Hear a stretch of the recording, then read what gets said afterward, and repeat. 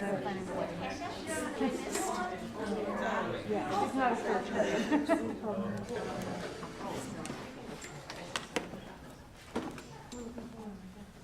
Hi everyone, good evening. Thanks so much for coming. My name's Rosie. I'm a programming librarian here. Welcome to Trees, panel discussion. So please join me in welcoming our fantastic group of panelists. We have Quincy's new Tree Warden, Dan Cathcart. Cathcart, that's okay. That's okay.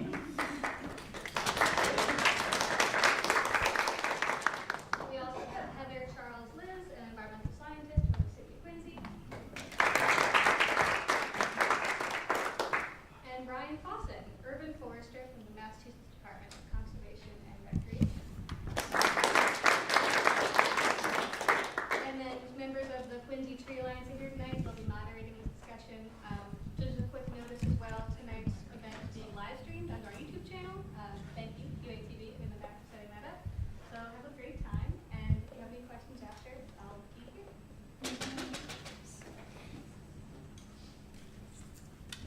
Well, welcome everybody. I'm so glad to see you. I'm Ann Meyerson, and I am co-chair of the Quincy Tree Alliance. So a couple of years ago, people began finding each other saying, "Why are all the trees being cut down? What's going on around here?" And we began talking, and we eventually formed the Quincy Tree Alliance to make a more planful way to try to protect and support our own trees. We now have over 150 members who care, who care about our trees, who believe that trees are an essential part of our city's health, and that more can be done to protect trees. We're working with all of our city officials and other community groups to expand what's now called the urban forest here in Quincy. I was going to introduce these guys, but that's been done already. So just a quick note, they're each going to speak for 5 minutes, and then we're going to have an opportunity for questions from anybody here, as well as to hear questions that people emailed into us. So thank you very much. And Dan, can I ask you to start? Oh, okay. Hello, can you hear me okay? Yes. All right, thank you very much, Ann. As Ann said, my name is Dan Cathcart, and I'm the Tree Warden for the City of Quincy. I was appointed that position at the very end of February, so still relatively new in the role. Prior to coming to the city, I had a arboricultural consulting practice, and I focused primarily on tree preservation programs, maintenance plans, inventories, things of that nature in my practice. So I have quite a bit of a appropriate background to bring it and work as a tree warden, because the primary responsibility of a tree warden is to protect the city's assets. And in my case, the assets are trees. And it's a fine line of balancing that between public safety and infrastructure projects and anything else that's going on. But at the end of the day, my goal and my role is to not only preserve what we have, but to develop a more sustainable urban forest moving forward. Climate change, other issues that come up, they're going to happen. How can we best position the city to meet that head on? What certain species can we plant? What are we finding works in this area, not that area? What other supplemental type of green spaces can we add to the urban forest? So there's a lot of pieces, a lot of moving parts to trying to fit that all together, but that's primarily what my role is.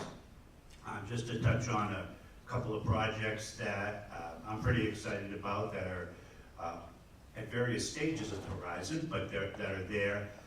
We are going to have a comprehensive tree inventory of the city street trees taken that actually goes out to bid later this month, hopefully to be completed by mid to end of summer.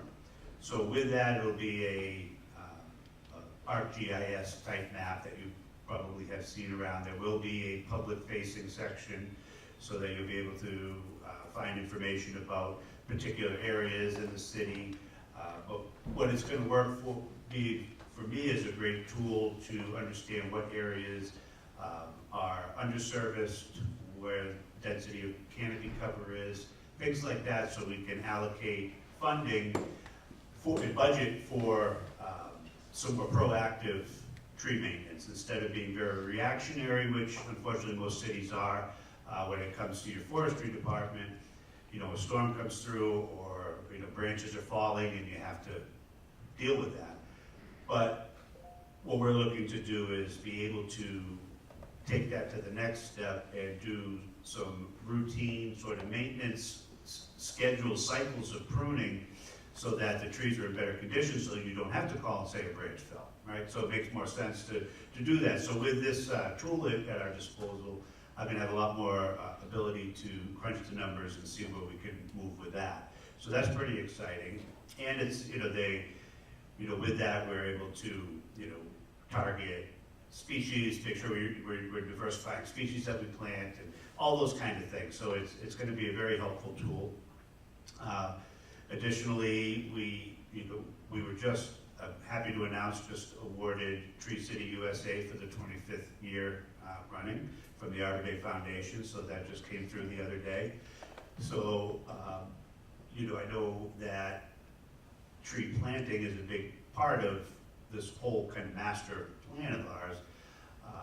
So we do that every year, but I also wanted to mention that recently over $1 billion from the federal government has been allocated through the U.S. Forestry Department for planting in economically challenged areas. And I'm in the process of writing the grant to try to secure some of those funds to increase our planting plans over the next few years. We plant between 400 and 500 trees a year.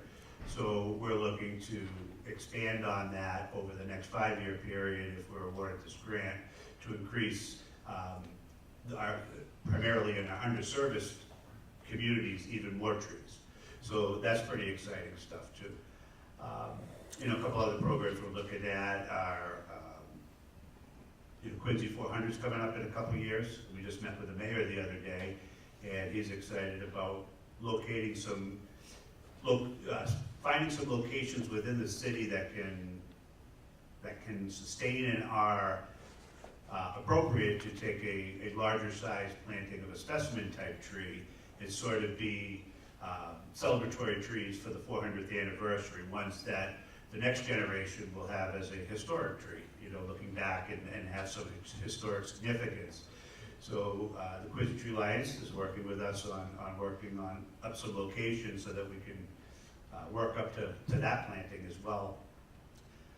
And we're also, it's probably further back on the horizon, and I haven't given up on a heritage tree program for the city of Quincy, something more on the recognizing a particularly special tree, whether it's size, historic significance, you know, the aesthetics of a particular scene, to be able to have a mechanism to protect that tree and allow future generations to you know, sort of a protection to perpetuity sort of a basis. So those are just a few of the things that we're working on. You know, there's always the sort of the quote unquote everyday stuff, you know, when they're paving another street and some of the trees have to come down, you know, and it's I never like to take a good healthy tree down. Oftentimes it's a balance too. Is a tree declining and going to be dead in a year or so? Do we take it now so that we don't repave and re-sidewalk and then cut it down a year later and have a stump with a tree pit that we could have planted this year? So there is a little bit of that. You know, there's all, and of course public safety. If even trees that put out a full canopy might be at risk for failure, and that has to be taken into account. I also want to mention too that when I do look at tree risk, I do have some tools at my disposal for some more advanced tree risk assessment. I have this device called the resistance drill, and it's a high precision drill. It's a 2-millimeter bit that drills into a tree and measures the relative soundness of the wood. And it kind of reads out electronically like an EKG, you know, sound wood, no cavity or whatever. So that with that device, I can see inside the tree basically. And just to give you an example of how that is useful, is we went up to Faxon Park Road, going up the hill from Quincy Ave. And there's a tree on there, big oak tree, that's got a really bad scar on it. It must have been hit by a car or something at one point. It looks pretty scary. But we took the resistance drill up, took measurements, and that wound is purely superficial. There's no decay inside the tree at all. So that decision, it was one that you could see somebody saying, we better take that down, look at this damage. We're able to actually look and say, you know what? It looks bad, but it's healing over, it's very compartmentalized, and the tree has sound wood. So, with those tools, we're not as apt to maybe by mistake take down something that we didn't need to, right? So, that's how we kind of want to look at all of the trees. What can we do to maximize canopy? And in some cases, that's, it might be more of a long-term plan. If a tree is almost dead, it's got some leaves on it, it's not dead, but it's declining and will be, does it make sense to, even though the replacement tree might be smaller, over the course of a couple of years, it'll have more canopy, providing more eco-services to us, so do we make that decision? So all those things kind of go across my desk every day. And I think I probably talked for more than 5 minutes, but that was great. I could keep going if you want. I do want to mention too that, this isn't a pat on my back, but I am a ISA, which is the International Society of Arboriculture, board certified master arborist, municipal specialist, tree risk assessment qualified, Massachusetts certified arborist, and a Massachusetts qualified tree warden. So I do carry the credentials, have the background. I've been in arboriculture all my life. I just wanted to point that out because it is kind of relevant. Thank you. We never doubted you. Could I ask that since we're in Quincy first, that I introduce, did we know, anyone else know that Quincy has an environmental scientist? I was surprised, but I'm delighted to introduce Heather Lis. Thank you very much. Can everyone hear me okay on this one? Great. So, as you heard, my name is Heather Lis, and I am the city's environmental scientist. I started last fall, so I'm still relatively new to the city, but I grew up not too far away, and I've worked in some other municipalities and done some open space management and conservation type work. So, really excited to be here in Quincy and working on projects and other initiatives for the city. So my job has a few different components to it. Broadly speaking, I'm responsible for the long-term maintenance and management of our natural resources. And my understanding is that a few years ago, when the mayor created the Department of Natural Resources, he took a number of existing departments and put them under this new umbrella, including parks, cemetery, forestry, in addition created the tree warden position, and then also created the environmental division, which is my position.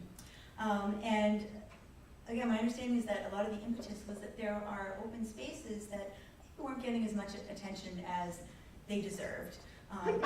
Not through negligence, simply because there wasn't necessarily somebody assigned to them, or maybe it wasn't apparent that they needed some maintenance. So, for example, my predecessor did a restoration project at Butler's Pond, a dredging, complete restoration of the habitat and the water quality, and I'm gearing up to do a similar thing at Sailor's Pond. That one maybe if you looked at, you could tell a little more that there's a problem because the water is a very pea green color, but you might not know if you're not familiar with aquatic biology. So that was sort of how my position came about. In addition to those kind of projects, currently working on the Furnace Brook Restoration Project. If you've driven along Furnace Brook anytime recently, you've probably seen the large construction projects. I'm the project manager for the city on that. And so some projects will be larger, like a dredging project or a flood control and restoration project. There's also smaller projects.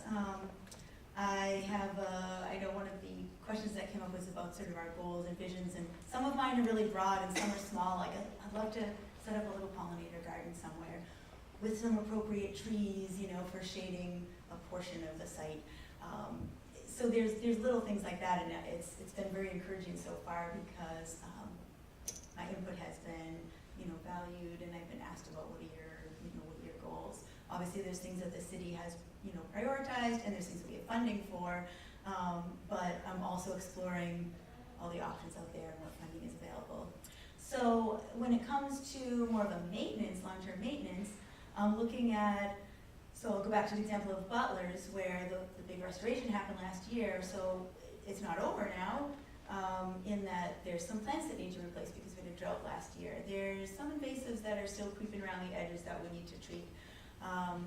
There are some trees that had to come down to just give access to the pond, so I'm looking to replant some trees there. And you know, so that work will continue. Luckily, we have some amazing friends groups. We have the Quincy Tree Alliance. I mean, I feel very lucky to work in a community that has this many people that are advocating for the environment and are interested and involved. Not every community is like that. And so that's sort of I would say the main element of what I do. I also am responsible for some amount of planning and sort of long-term planning. One of the projects that I'll be working on more once we pass, but now is spring is like the busy time for parks, and so you gotta get the plants in the ground, you gotta check everything out that you know, you can only do this time of year. But when we get to the cooler months, I'm gonna return to the open space and recreation plan. We have a draft plan, and I'm gonna be revising that and submitting it to the state. And the benefits of that are twofold. One is kind of obvious, it helps the city plan. What are our priorities? We've had some public meetings in the past, so we have some good input, and we have a nice template. I might expand those a little bit, add a little more background information, make sure that our inventory is up to date, or as up to date as it can be. And then the second piece is submitting it to the state, the Division of Conservation Services, which makes the city eligible for some state grants. You have to have an approved open space and recreation plan in order to do that.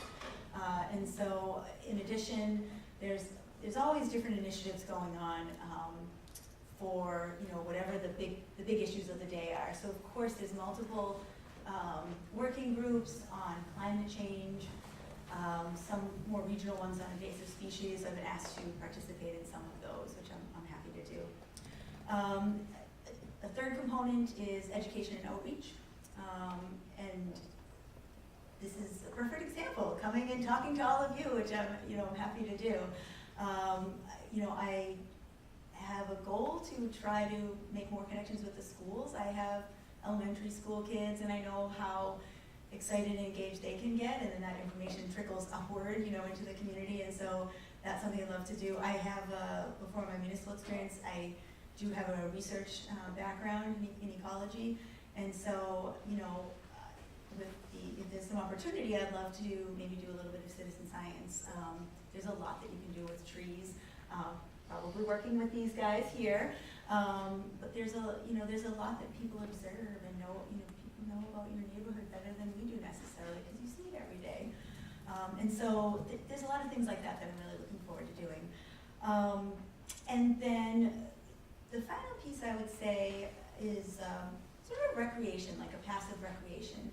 So my predecessor, during the COVID closures, made excellent use of her time and put together an interactive trails guide. It's on our website.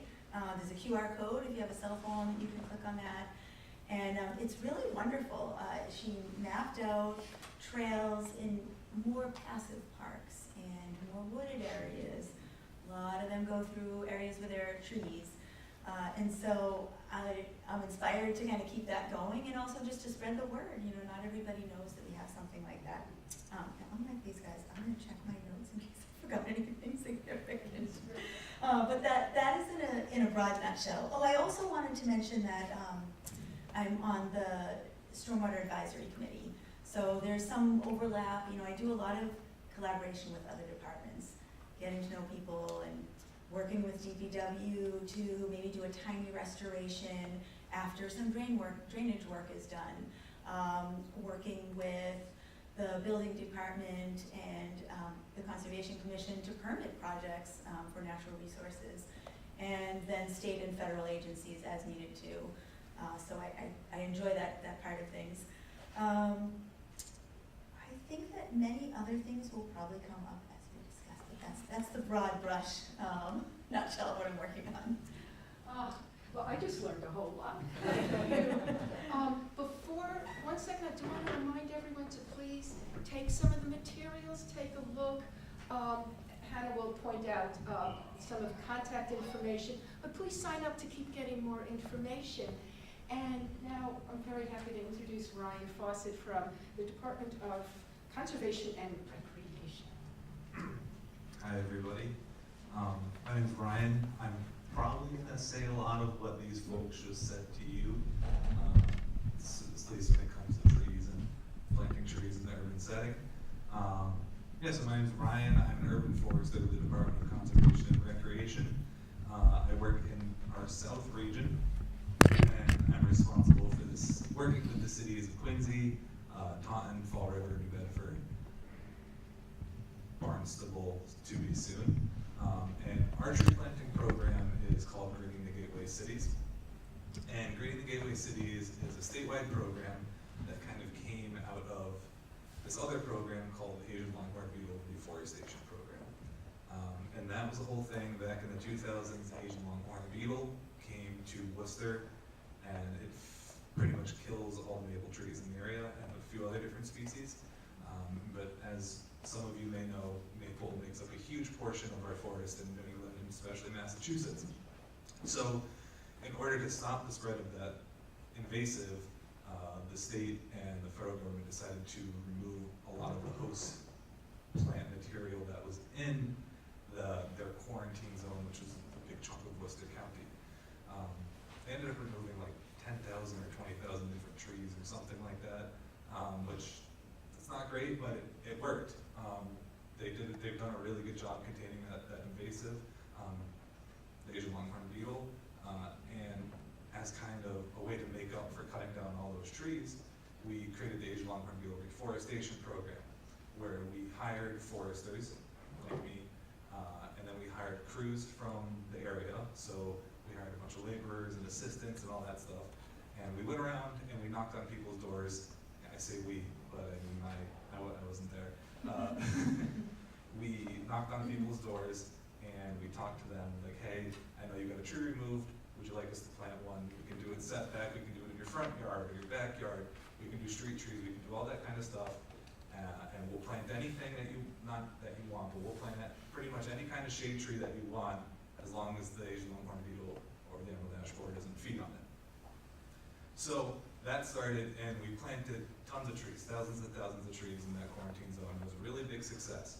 So everybody loved it, and the state created this Greening the Gateway Cities program. And the Gateway Cities, there's about 24 of them throughout the state. They're kind of spread out from Pittsfield to like the Hyannis area of Barnstable. And there's a number of different metrics of how we decided what a gateway city was, but I think it happened back in like 2010 or something like that. Things like income level, English as a second language, canopy cover. That's how we decided where we were going to plant these trees, or at least operate our program. So in Quincy, we have 2 planting zones in Quincy that we operated. So that means that anybody who lives in these zones can have a tree planted on their property, on their street, as long as Dan says it's okay. Looks like New Jersey on that. It kind of does. Yeah, so our 2 planting zones in Quincy, I wish it could be the whole city, but the Executive Office of Energy and Environmental Affairs, which is a tongue twister, but they created these areas in all these different gateway cities where we can plant trees. And again, they did that based on a whole bunch of different metrics, things like English as a second language, percentage of renters versus homeowners, age of the houses, a lot of different things. And in Quincy, they came up with these 2 areas.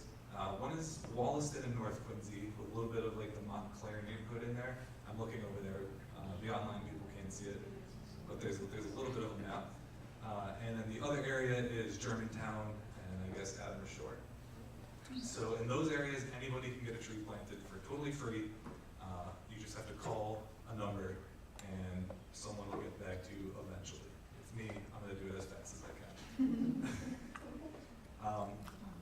Yeah, so I started with this program back in 2015. I was a laborer. I dug a lot of holes and planted a lot of trees. I feel like I've probably personally dug like over 5,000 really big holes and planted these trees in. So I feel like I've earned from the bottom to where I am now. It's been pretty good. From there, I went back to school at UMass. I got my master's at UMass Amherst, the good one.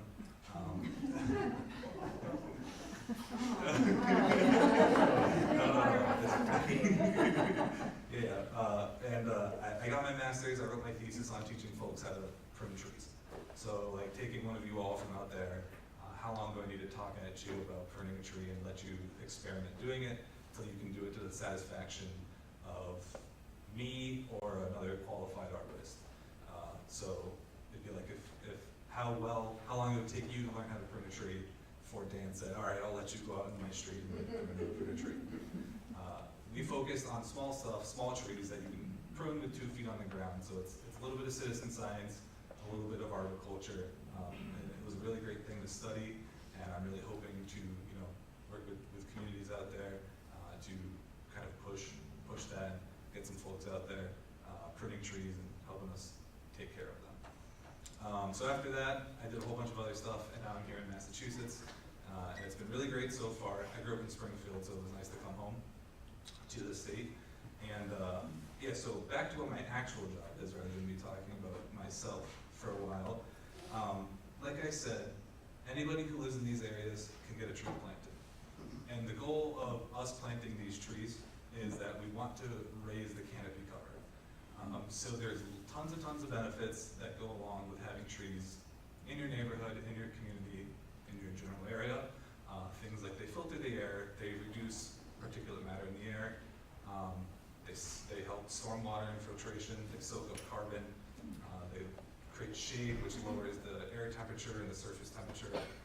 I can go on for a long time. But anyway, most of those benefits come from the leaves of the tree. So if you have a tree with more leaves on it, it's going to be able to provide those benefits a lot more than a tree that has like a small dogwood tree that just it's like 20, 25 feet tall at most. So we want to plant those big trees. We want to plant the oaks. We want to plant the maples. We want to plant the tulip trees that get 50, 60 feet tall, so we can have the most canopy possible. But the challenge that we face is, and this is like the #1 rule for any urban forestry, is right tree, right place. You can't put an oak tree in a 2-foot strip on the sidewalk because it's going to destroy the road, it's going to destroy the sidewalk, it's going to destroy the curb, which, yeah, and under the wires, there's a lot of issues that go along with planting the wrong tree in the wrong spot.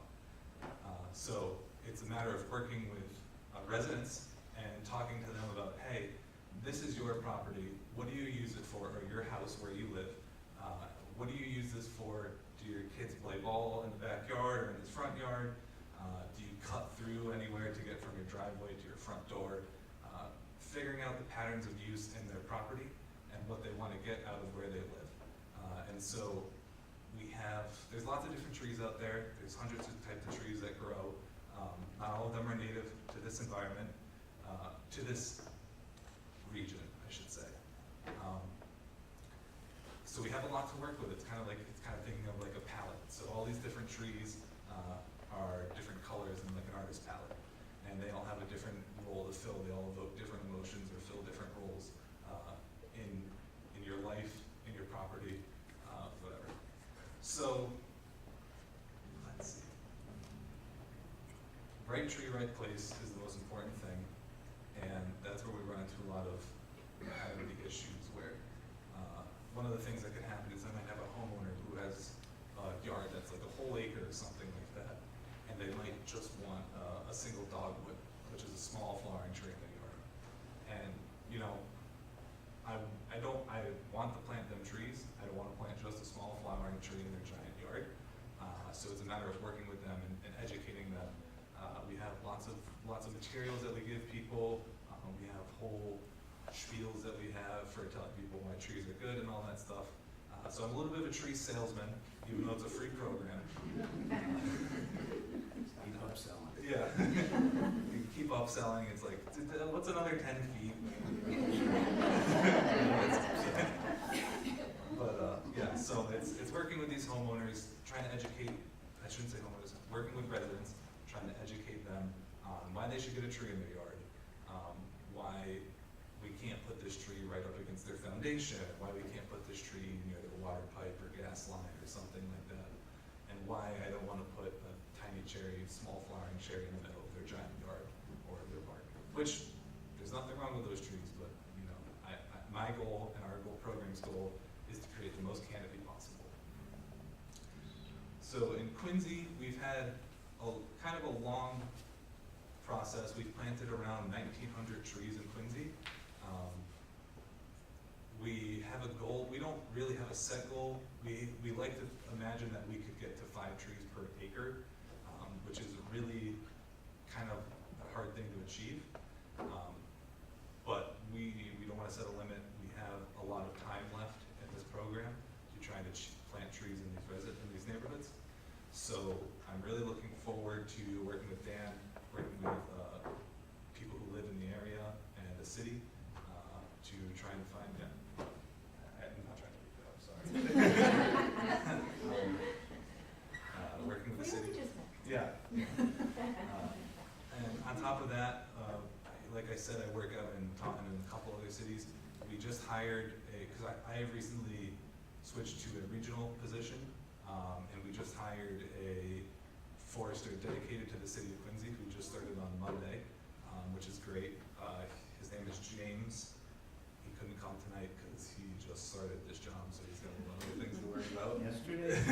Yeah. And he's great. He's going to be working with me. I'm going to get him really oriented in Quincy, and we're gonna hit the ground running.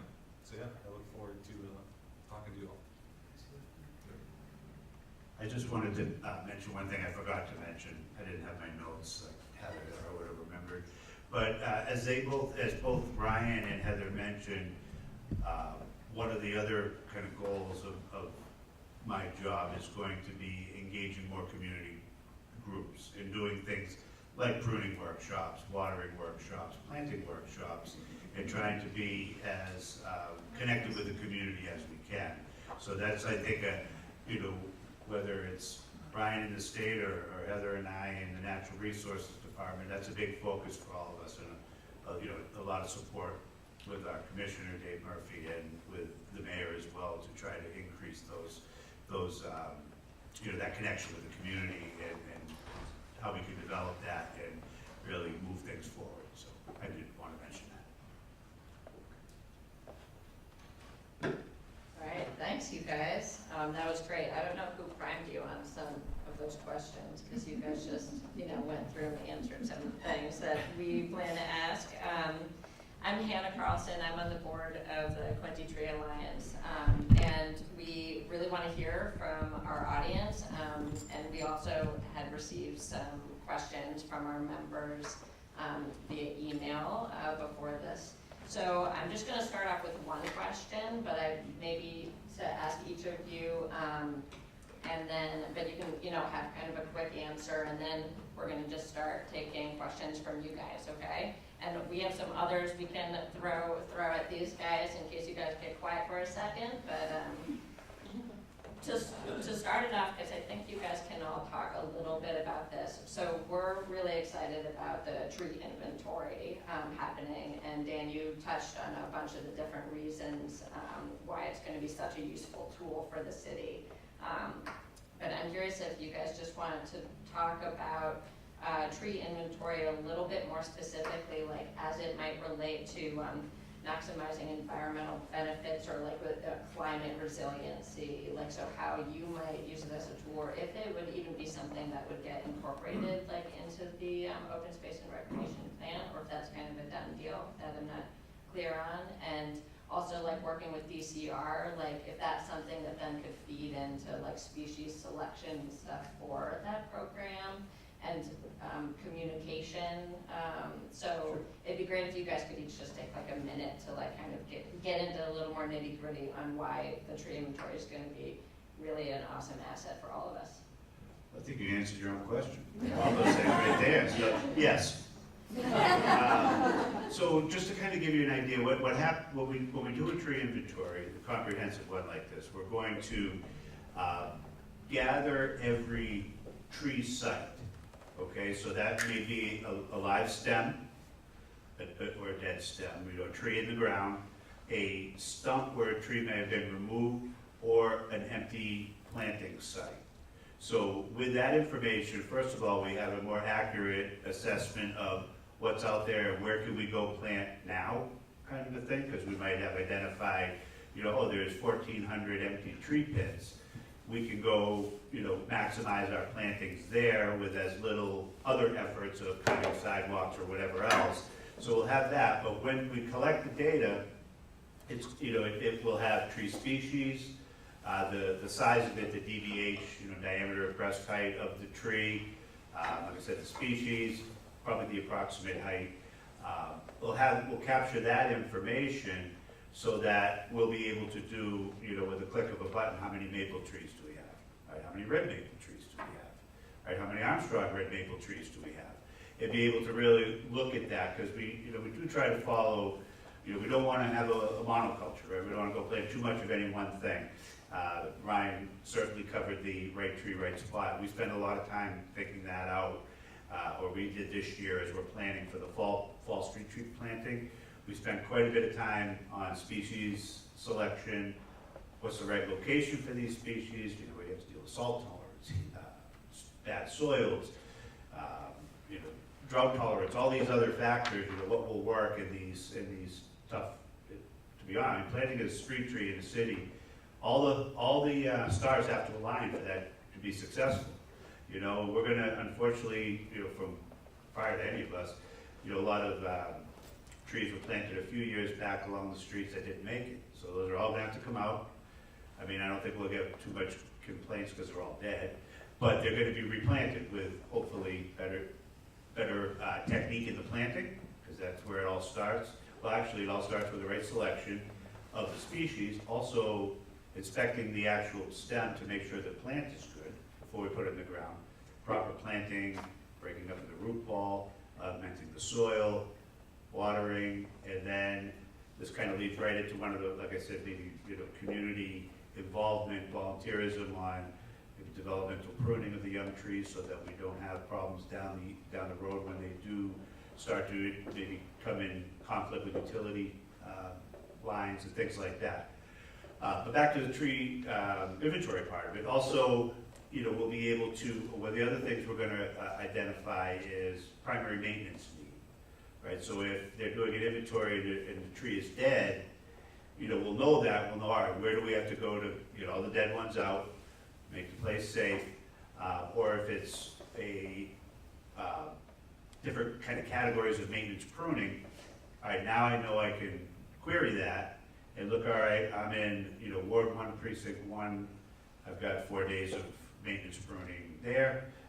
Ward 4, Precinct 5, I've got 5 days there. So I'll be able to, do the budgeting and things like that. But as far as the public-facing side of it too, I mentioned that, we will have, the goal will be to have different sub-maps, walking maps of significant trees, you'll be able to pull out that and walk through and recognize those. And with your phone these days, you tap on it, it'll tell you the information about the tree. We're also going to tie it to the information from iTrees, which some of you may be familiar with. It's a software out there that can return actual figures as far as the environmental services that the tree provides. Your typical tree this size of this species takes up X amount of gallons of stormwater, sequesters X amount of carbon in its lifetime, produces X amount of oxygen, all that, so you kind of will be able to quantify that. And that also helps on the other side of the big picture of, if we replace this many trees, we're actually, it's a X amount of dollar savings for the city and urban heat index, all those kind of things. So those are the main pieces that I would see from the tree warden side of it. But yeah, there's more, I think, that Heather can answer. Is that a minute? Talk too much. Okay, two very quick things before I answer the question. I guess I didn't quite address some of the things that these guys addressed with the background. I feel compelled to say that I have a master's in ecology and environmental biology from UMass Boston. Yeah, normally I wouldn't pat myself on the back, but you kind of teed that up. And the second thing is I wanted to sort of respond to something you said earlier about how many people knew that Quincy had an environmental scientist. And it's a good point. There are actually it's very unusual for a municipality to have a position like mine. Sometimes, somebody will do similar work that's rolled into, Parks and Open Space Department, or maybe they're doing the wetlands regulations and then they do some open space management on the side. So I have to thank Mayor Koch and the Commissioner of Natural Resources, David Murphy, for their support in having this position. Based on how much is going on right now, I definitely feel like it was worthwhile to set up this position. And then back to the actual question about the tree inventory. So, yeah, of course I'm not going to be using it quite to the extent that Dan is, but it's absolutely a very valuable tool. I can tell you, for my own projects, I like to document things really carefully, and although I may do a project and those trees don't necessarily immediately go into the inventory, we will always have plans of some kind. And so one of the things I'm trying to do in the office is just to organize the plans and the files for the different types of projects that I work on or will be working on. And then there are times that I have used the existing data that we have a number of times for, it's not really for one specific thing. It could be for a wide range of things. So I'll return to Sailor's Pond, one of the things I mentioned earlier. So along Rice Road, which goes right along the pond, there are a bunch of very large oak trees, magnificent trees. The oak trees lose a lot of leaves because they've got this great big canopy, and those leaves migrate into the pond, and that does cause some of the problems with the quality of the water. You don't have a lot of turnover, there's not a lot of oxygen. As they decompose, the organisms that decompose them use up even more of the oxygen. Should we cut down the oak trees because of that?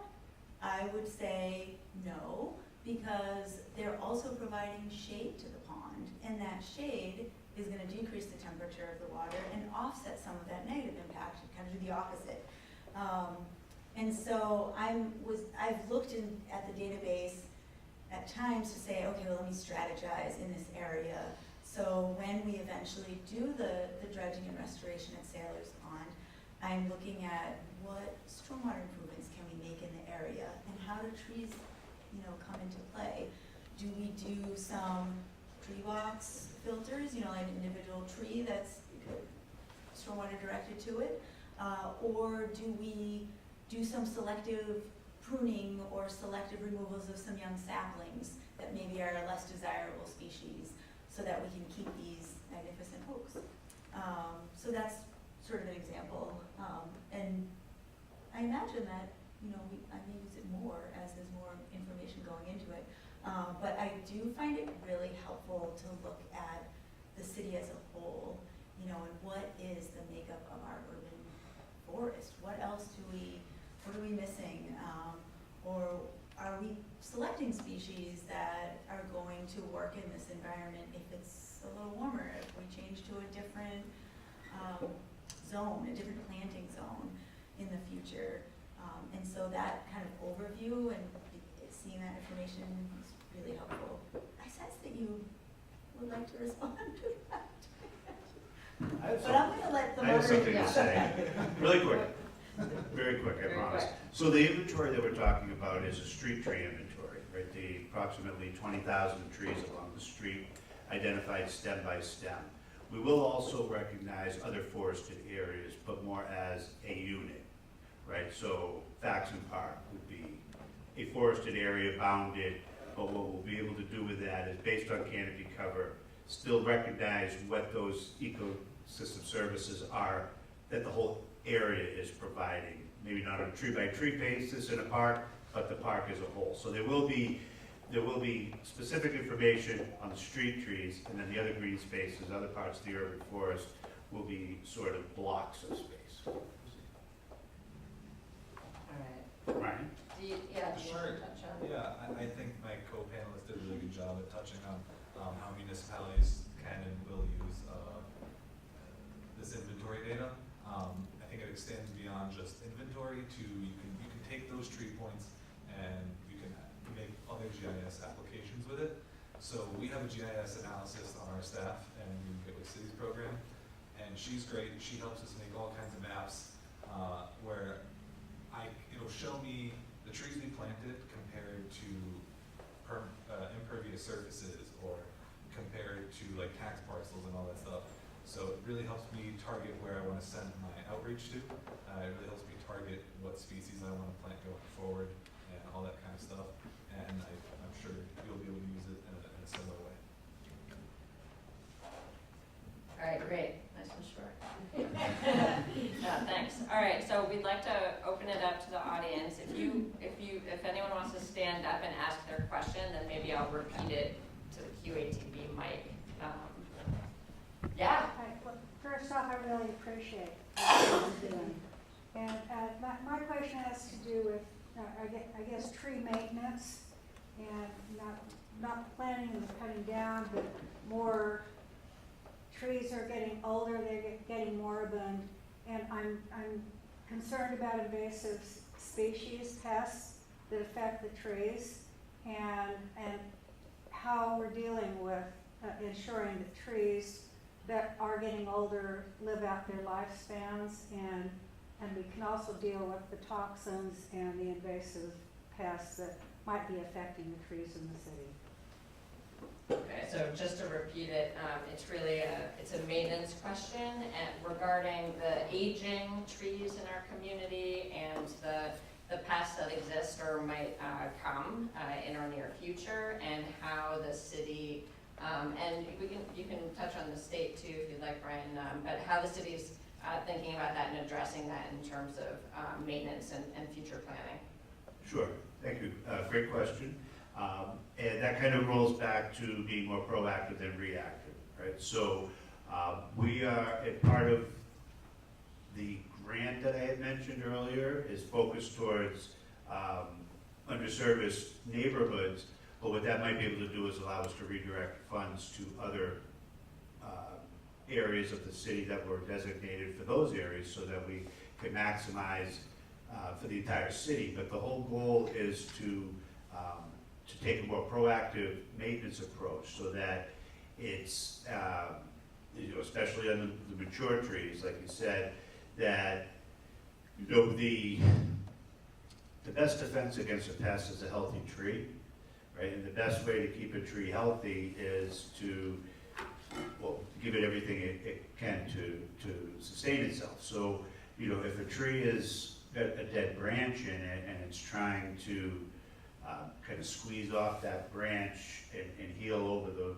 where that branch was, that's diverting energy away. So even, you have public safety, a dead branch falls, that could cause problems, but it also is a drain on the energy resources of a tree that might have been used elsewhere in the tree for defense against pests. So if we are able to be more proactive, get a maintenance rotation kind of cycle over, a city this size would probably be looking at a 3 or 4 year cycle as we work through the city, ward and precinct at a time through the city and keep the trees as healthy as we can. That's, that's number one. And we also did just start a sort of a pilot program, if you will, where we picked some significant trees, a couple right outside here at the library, the big beech tree, the lindens along the street, the dogwoods, several, about 8 trees over in Mount Walson Cemetery, a few beech, a magnificent tulip tree that's 141 feet, Yep. thereabouts roughly, which is up for state champion, we hope, with the DCR. It's in the running, but what we're doing is adding some supplemental fertilization and monitoring and pest control as needed. It's not something we take an IPM approach, which you might be aware is a holistic approach. We don't, the days of going out and just spraying everything, especially in a city setting, we don't do that anymore. So it'd be targeted approaches if we need to with, maybe it's a soil drench with a systemic material that, we try to use environmentally responsible materials and not in a broadcast method, more targeted approach. Because unfortunately, we might be looking at a pretty bad pest coming, beech leaf disease. It's a nematode-based disease. It's relatively new on the disease circuit. So that's proving to be quite a problem. But with those particular trees I mentioned, we're set up to monitor and see if the disease presents itself and then treat accordingly, which in this particular disease is life cycle. You don't know it till the leaves come out. You'll see the results of it, but luckily enough, the appropriate treatment is in the fall, so to prevent it from next year coming out. So we're kind of set up to deal with it if we see it. So there's those parts, and of course we're always on the lookout for emerald ash borer or heaven forbid the Asian longhorn beetle. Touchwood, spotted lanternfly hasn't quite made it yet, but there's we're all very cognizant of that, and I attend many workshops and webinars and stuff on the newest pests and newest techniques to stay up on that, so that we can keep ahead of the game on that. So, my priority around maintenance is public safety, high-risk trees, then into large tree maintenance, because Ryan said it doesn't take a math genius to do the volume of canopy of a 2.5-inch tree that you just planted compared to a 35-inch mature oak tree, and the volume of the canopy. So those are what we want to keep. So, Thank you. you're welcome.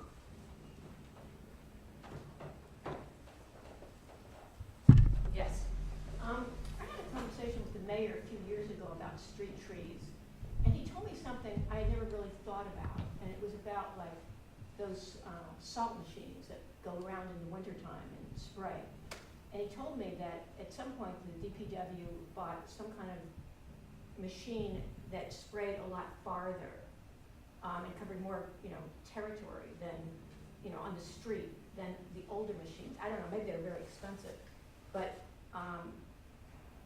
and that had a bad effect on street trees. And I don't know, I see when on my street, like the salt is going, it's not just staying on the street. The salt that's been sprayed is going basically around the street trees in my driveway and stuff too. And I don't know if they could, if you've thought about that, or if you can investigate whether they can have for smaller, maybe they need these wide ones for large roads, and maybe it's not practical to have two different kinds of machines, but the salt should be like, I assume that's a real big problem in terms of the health of the street tree. Absolutely, and not having been here for the past or previous winters, I hadn't thought of that yet. Actually, I know to me salt is bad, but I didn't realize that there might be a mechanical solution to mitigating some of that salt damage. So that's something I would definitely keep our luckily. Not luckily, I don't know. We haven't had to use as much in these last years, which gives us a whole other set of problems. But I'll definitely keep an eye on that type of thing, because if it's a setting, maybe you need the bigger one on Washington Street, but you don't need it on the side roads, right? So there could be a more strategic way to look at that. So definitely keep that in mind. Yes. One way of mitigating the salt problem is to use brine instead of rock salt, because you can very targeted spray the brine into the road and it doesn't fly all over the place. And the second thing is we live in Quincy Pine, for 25 years, all I see is that basically trees on private property are disappearing one by one. That is basically when huge trees there, for instance, on River Street, but they were in the backyard, so then the house gets sold, it gets made over, and as a result of it, all the trees being cut down and replaced with ornamental shrubbery. And then it looks almost like a suburb of LA, which no fewer trees left anymore, just houses. It's sad actually. It is. Is there any mechanism to incentivize homeowners to take a second look and cut down the mature trees? So Dan, I just want to repeat so that QATV and everyone can hear.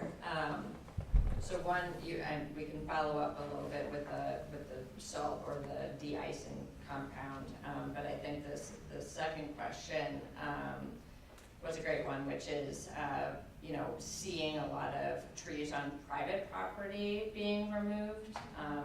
And I think that it'd be good, maybe Dan, for you to speak a little bit to our Quincy's tree ordinance, our current tree ordinance, but also just if there are any mechanisms or ways to maybe promote people not cutting down their private trees too. So this is definitely, it's kind of two questions in one.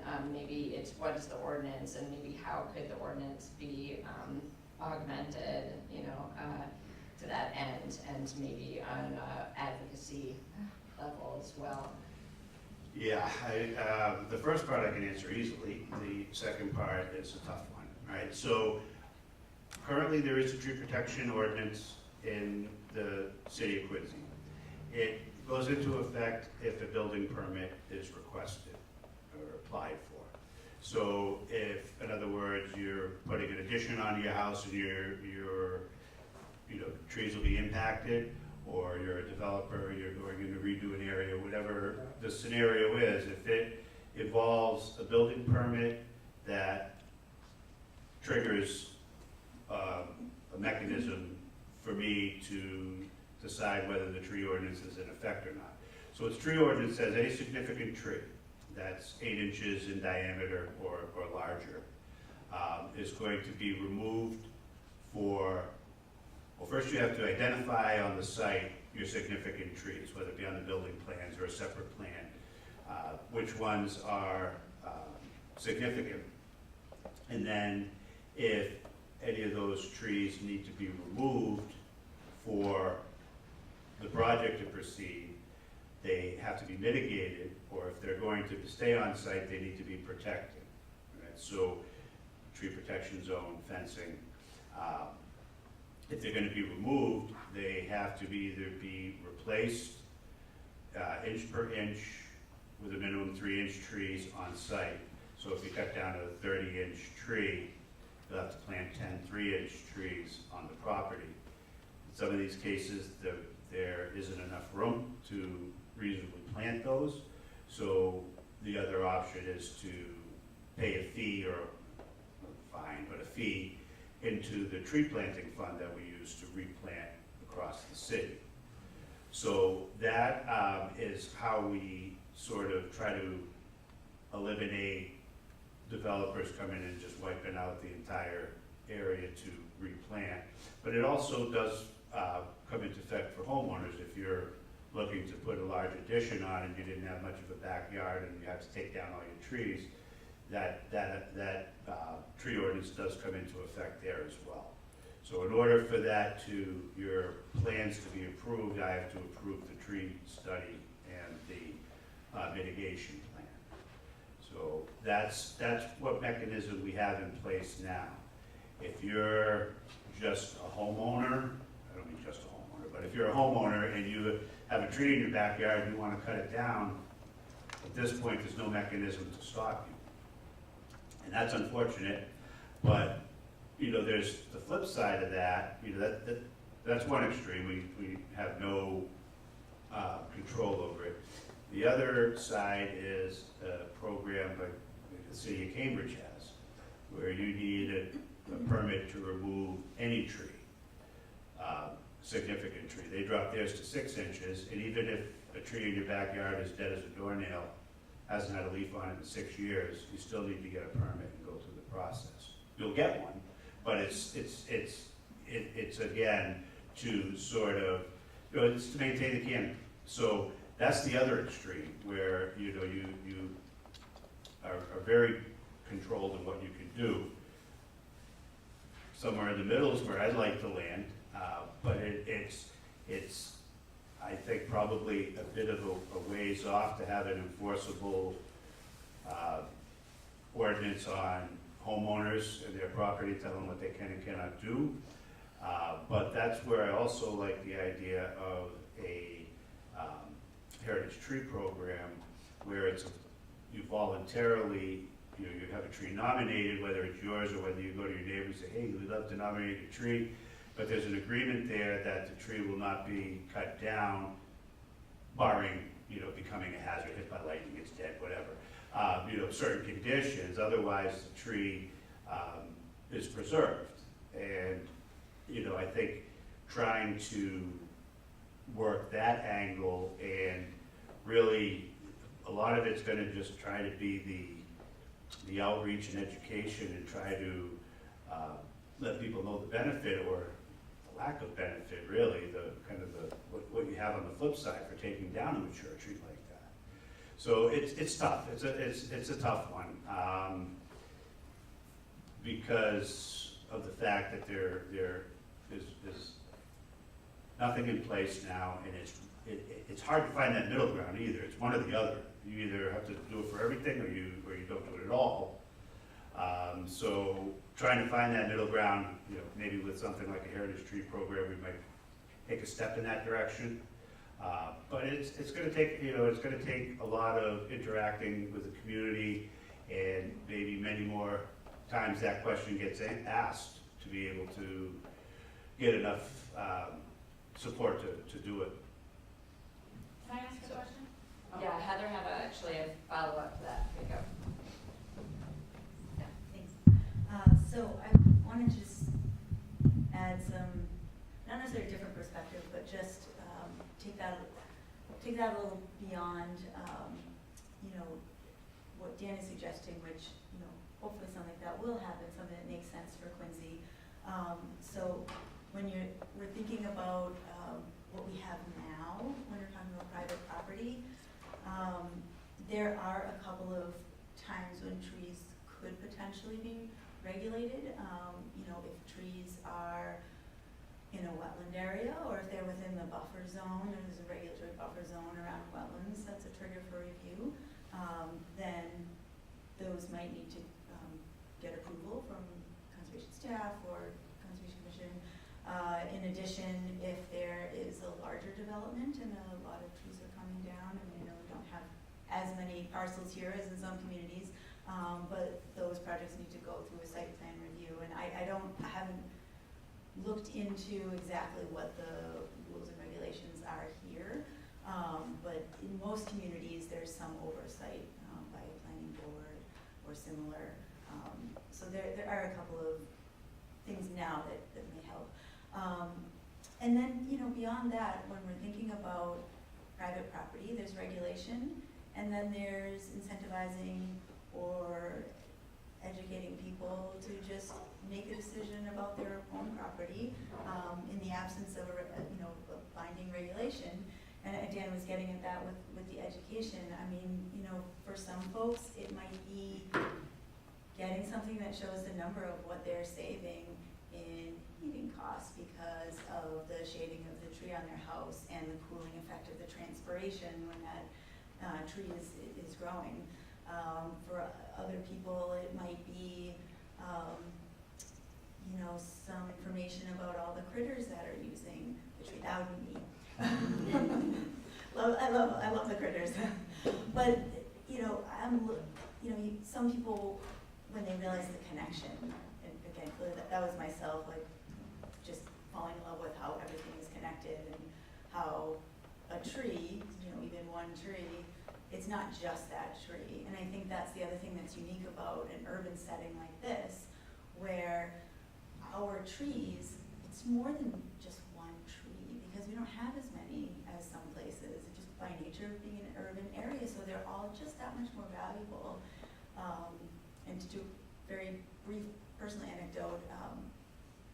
When I finished undergrad, I lived in Boston for a number of years, and we had some trees in the back. I don't even think they were on the landlord's property, but our balcony was right in the canopy of these trees, and to this day, I think we had the best apartment in that whole building, because I saw more wildlife there than I've ever seen in the suburbs, or even in rural areas when we go on vacation.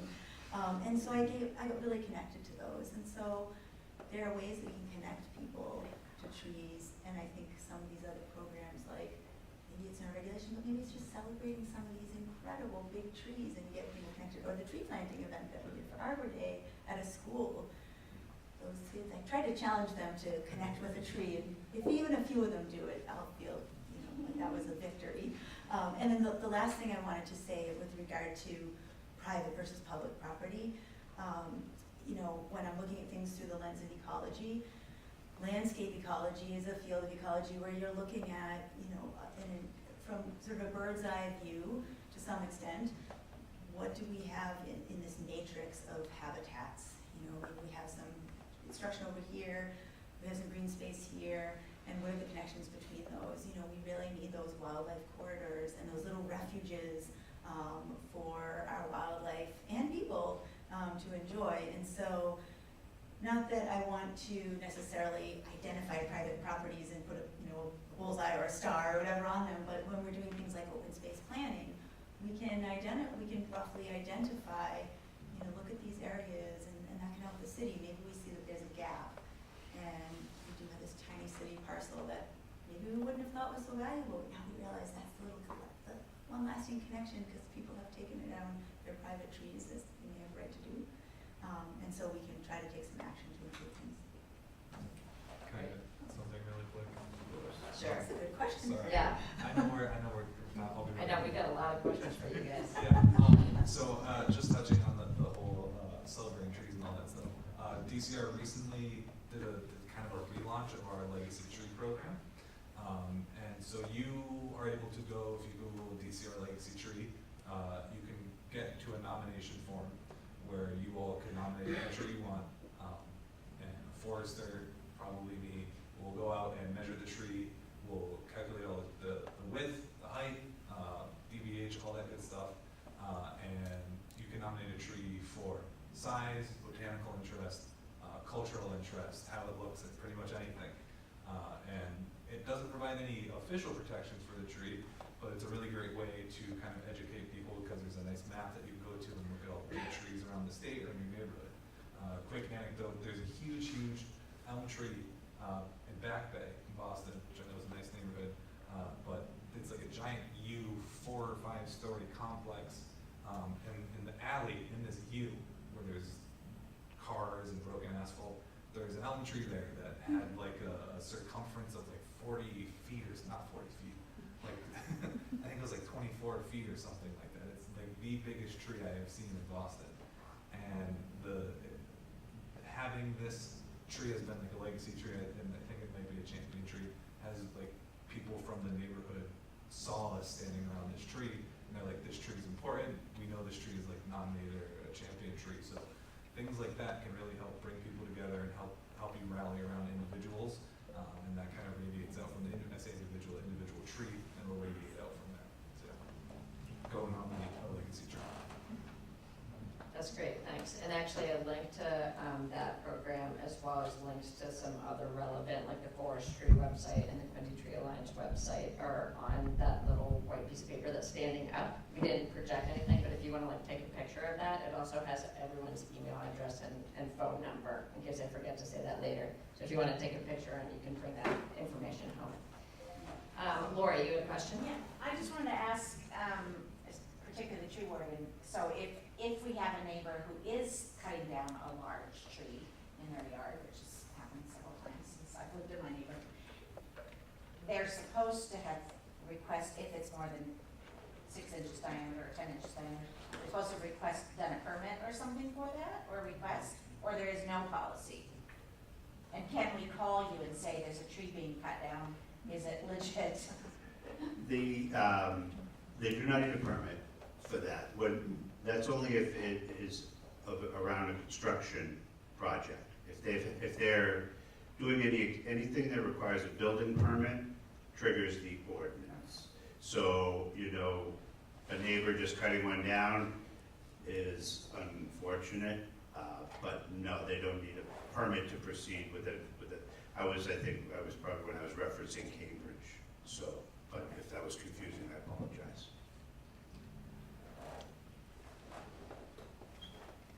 Yes. A question about like when planting new trees, whether it's a street tree or like the greening, the gateway greening, like is there an education that goes with it? Because you know sometimes you see street trees and then someone, you know, like someone who lives there gets excited and you see like the 2 feet of mulch up against it, or. But yeah, that, you know, the question was, do we, you know, any education that goes along with a planting, whether it be a street tree or one of Ryan's that might be in your own backyard or something. At this point, anyone who, I don't think, do we do anything with it? As far as like any kind of handouts or anything? Yeah. You do with yours. I don't think currently we do with the city, but I think what I'm going to suggest is I've been thinking about that. And my thought was to have a QR code that you could scan. You know, it'd be the same one pretty much, unless it was a specific tree that maybe had a specific need, but would have normal watering requirements, proper mulching technique, because there's absolutely nothing worse for a tree than mulch against the stem of the tree. It's great around the base, but kind of like a donut, you want a little bit of breathing room. A lot of gases get exchanged to the root collar, so that's very important that is allowed to dry out. But people don't know that, so, and they saw, oh, all that mulch, that's probably what I should do. And the next thing you know, it's been this perpetuating practice that makes arborists, that keeps us up at night. Because it's probably the single worst cultural thing you can do to a tree. If that root collar stays wet, it's an entry point for disease. Bugs can get in there, you know, insects come in. It's just a bad thing. Mulch away from the stem, as far out as you can go, is great. You know, it insulates the roots, which is really important in these hot, you know, city streets. Retains moisture.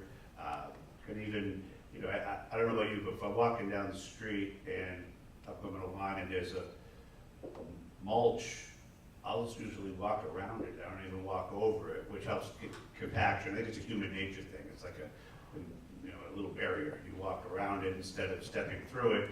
You know, that helps with the compaction. So yeah, mulching is good, but those sort of things, again, that kind of leads back to the education outreach piece of it. And any mechanism, you know, in this day and age, it's easy to deliver those messages, those specifications. So we'd really be silly not to. So that's, you know, what would be the best way to do that? It might just be sort of a fact sheet that you access through your phone. Ryan, do you want to talk about? Sure. Yeah, so we have what we call a new tree owner pamphlet. It's just, the basics are watering, mulching, and pruning. So when we say, I have a conversation with the homeowner resident who's going to be taking care of the tree, and I make sure I really stress, if you're going to water the tree, make sure you're giving it like 10 gallons a week, and don't water it shallow, make sure you water it deep, like low and slow, like barbecue is what I like to tell them. And then make sure that no volcano mulching, that's what we call it, when you pile the mulch up against there, that's the big one that I stress too. And don't prune the tree for a while unless it's dead, dying, or diseased.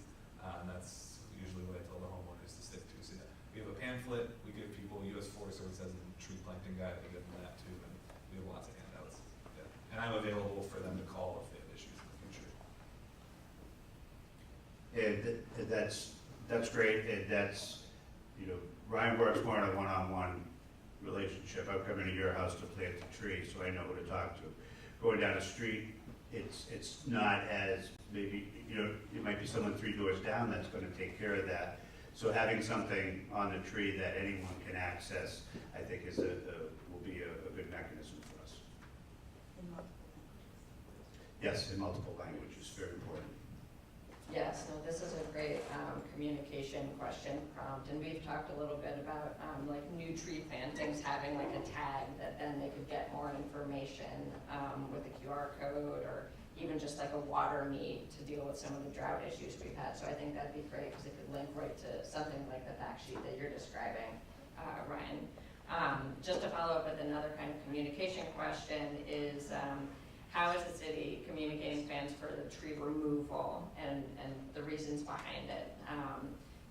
Or what your plans are for that. And this might relate to other things you've kind of talked about already, but I think that, you know, as Anne said at the very beginning of the program, a lot of the people who got passionate about joining the QTA or forming the QTA were really upset about seeing stumps and wondering why.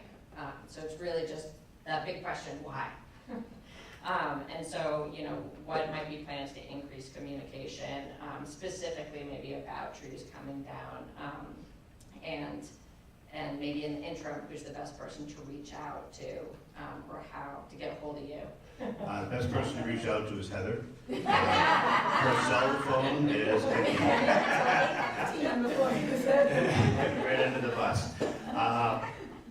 It's, you know, that's a good point, and I think for anything that's sort of project related, I think with the QTA's permission, they're probably going to be my main sounding board for that.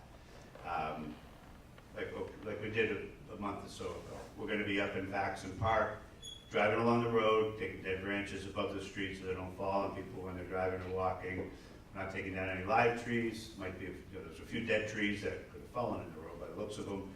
So we took out those, but it was a public safety thing, and we, to alert you guys so that if someone is driving through and they see tree trucks up there, they contact you, you'll have an answer for them. We have had some discussions about having something like that on our website as well.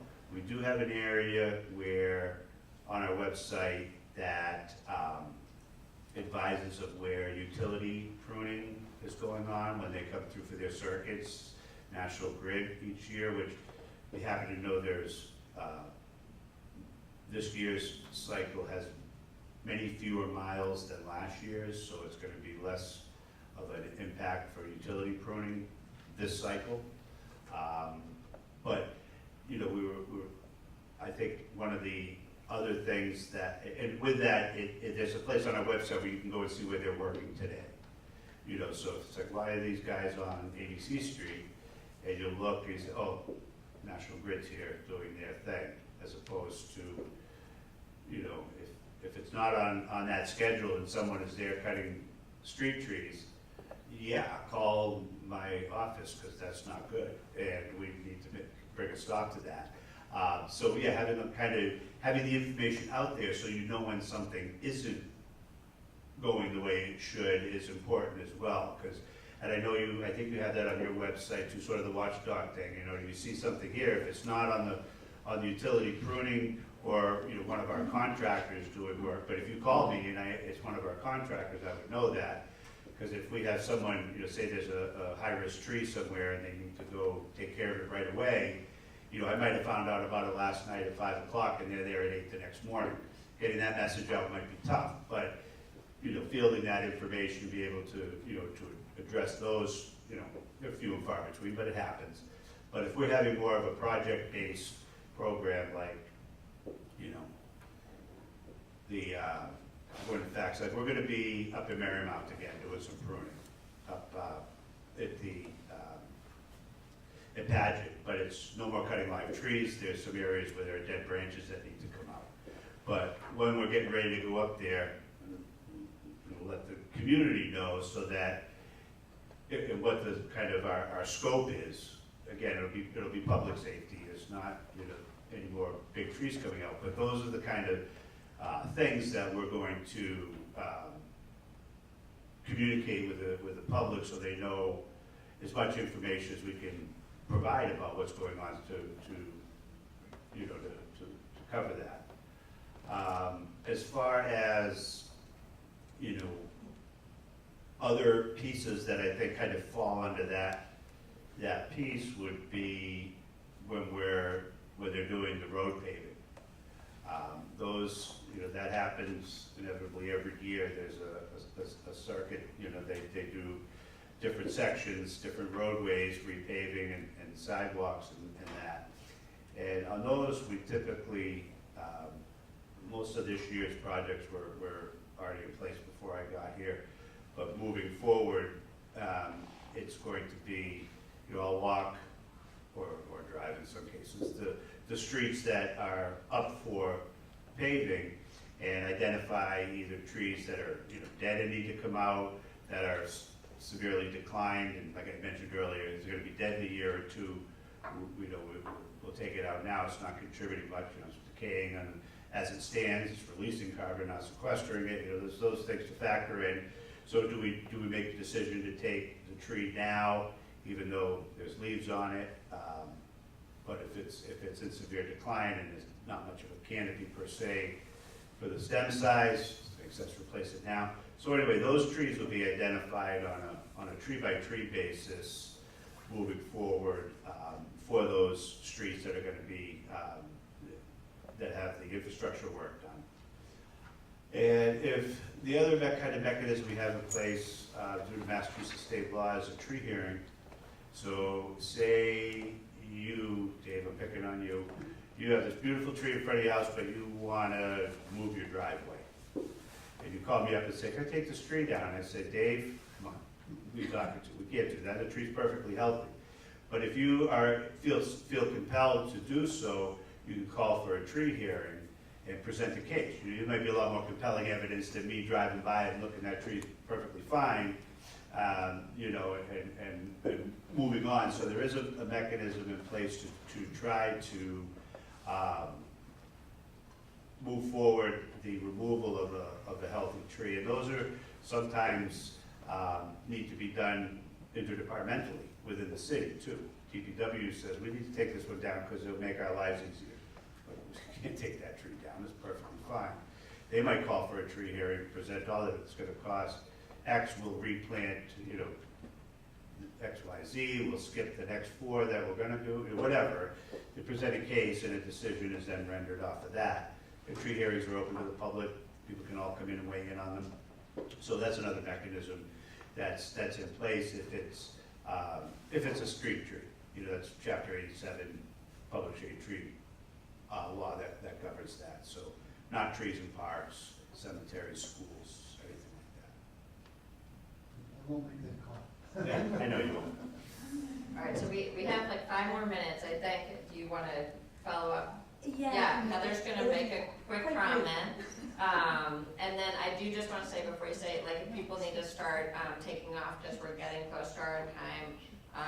Again, if you want to go to our website or look on that piece of paper, there's links to the forestry website and natural resources, and then to our website, and you can find some answers to kind of direct questions. We kind of send you back to the city website to specific pages for specific questions. We have the FAQ page, so you can check that out.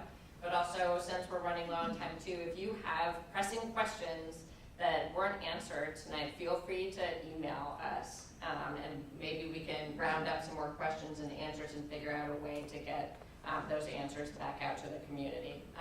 We'll definitely, you know, I know we ran long ran long. So any questions that do come, I do commit to answering those, you know, through Heather and the Tree Alliance and getting the answers back to you. Okay, here you go, Heather. My fault. It's almost like you're the tree warden. I'm talking about trees. I just wanted to comment on tree removals related to projects, since I think that was maybe part of the initial question. So the Department of Natural Resources is really making an effort to put out more information when things like that are going to happen. So for example, at Furnace Brook, there's now a sign that at least gives a brief overview of what the project is. And you know, I'm sorry that wasn't up before trees came down, which would have been helpful, but I was sort of thrown into things as well, and like, I'll just call Dan next time. Yeah. I'll send it out there. But on a serious note, sometimes you just need to know that there's a plan, right? And that it's not like a new development going in. The contractor is checking on availability for my replanting plan right now. So, there's a lot more to come if you have specific questions about any projects, but generally, and we're trying to put stuff on the website too, understanding our bandwidth, and there's not necessarily, daily updates or weekly updates, but we're trying to put blurbs about the main projects that are going on around the city, and we'll continue to do that. And so, the last thing is, if you see some tree removals coming down in a public area and you just don't really know what's going on, you can always call the main office, the Department of Natural Resources. If it's something I'm working on, they'll know and they'll be able to send it to me. And if it's, a different department or a different individual within our department, we can always get you to somebody who knows. Great, thanks. All right, maybe we have time for one, depending on how long the answer is, one more question? For Ryan. One or two? Does anyone? Well, I think Go for it, just Ann. 1 second. It's more a suggestion, actually. Some of us older, more mature people don't spend their lives looking at websites all the time, and other younger people are too busy. So I'd like to suggest that in addition to putting information on websites and QR codes, that maybe, and by the time there's guys with a saw at the bottom of a tree, it's too late to call you guys. Some information, a little placard explaining that a tree is going to come down and why, so that we're not always feeling surprised by what's happening. It's a suggestion, so you don't even have to answer it. Yeah, I would also suggest that we look at, this is just on the top of my head because of all the news about the Boston tree ordinance, but I know that there's some language in there just about posting on trees and how far in advance hearings and postings and engaging with the community, and maybe Boston's bigger and has more people who can spend hours doing that, but I think it's still maybe an example we can look at for ways we can use those forms of communication as well. And it's required, Yeah, so there you go. So if the tree warden can deem a tree a hazard, there's a number of reasons why a tree warden can remove a street tree. But if there's a public hearing that's happening, it needs to be posted in advance. And I forget the Posted, it exact needs to be in the thing, but newspaper, it's actually it needs required under to- Chapter 87. Yeah, so there's Newspaper. a whole process for Right. that. And so at the very least, there's a stay of execution, right? So, if nothing else, I mean, granted, the tree hearing is for a healthy tree that we're trying to save. So, it's not like we're tying ourselves to that tree, it was about to be cut down. But it gives us enough mechanism to prepare a good reason why it's not going to come down in the big picture. So anyway. Right, and there's also links to those regulations on the forestry website as well. Can I just ask, oh, sorry, go ahead. No, go ahead. It's a bit of a twofold. One is, does a homeowner, I've called a few different times over the years requesting trees in my neighborhood, and I've been told that it's up to the homeowner as to whether this is a street tree. So I'm wondering if that is still the case, number one. And that, I guess that goes along with the homeowners cutting down the trees on the private properties, but do they also have the right to refuse trees around their property on the street? That's number one. Number two is, years ago when Wollaston Beach was being done over, I had called requesting trees along the beach for shade, and I was told then that homeowners would fight it and that it wasn't even an option. Just wondering if, as a suggestion, will trees ever be considered a thing along Wollaston Beach as they are in South Boston? So just to say this again, and we're at time now. I think sorry. we can keep You don't have to answer going, your but question. let's fit through this last question. And it's twofold, as she said, but one's just regarding wanting to plant trees, and there is a link to a form on the city website if you want a tree planted in front of your house. But Dan can speak to whether or not you can request trees, down the street, basically, is what you're saying. And whether or not a resident can say, no, do not plant that tree in front of my house. So that's one question. And then maybe Ryan wants to take on That's it. whether or not the Department of Conservation and Recreation is the owner of Quincy Shore Drive, so they're the ones responsible for whether or not there's trees along that street. And so maybe he can take a stab at answering that, yeah. To answer the first part quickly, we own the sidewalk and we can plant the trees wherever we want. If we're planting a finite number of trees, we'd rather put them in front of places where they're wanted than they're not. So can they refuse it? No. Can we take into consideration their feelings on it and maybe plant it in front of someone's house who wants it instead? Yes. But is it that's in front of my house, you can't do it? No, that's not. It's just we try to make it as smooth as possible because, you know, we don't need any other things that escalate from that either. Like vandalism and stuff. Yeah, so it's similar for me, because I plant street trees. If I have a resident who is, I've had people cut trees in half after I plant them in front of their house. Yeah, we don't want that. I'll let people know if I'm planting a tree in front of their house and give my contact, let them respond and all that stuff. I can't really comment because I don't work for the Parks Department, I work for Forestry.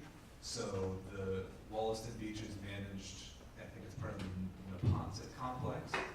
So those people out of the Neponset Yard over in Boston, they're the people who take care of that beach. They're the people who are deciding what is planted on that property.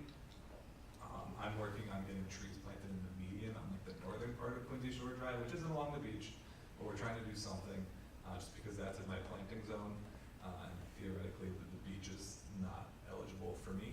I have a bounty out for my laborers and anybody I work with. If they convince a homeowner on Quincy Shore Drive to get a tree planted, they will be handsomely rewarded. All right, we got it, Paula. All right, well, it is a couple minutes past 8:30. As I said, please, email the Quincy Tree Alliance or these guys. The emails are right on there with any questions that didn't get answered. And we just want to thank the library for hosting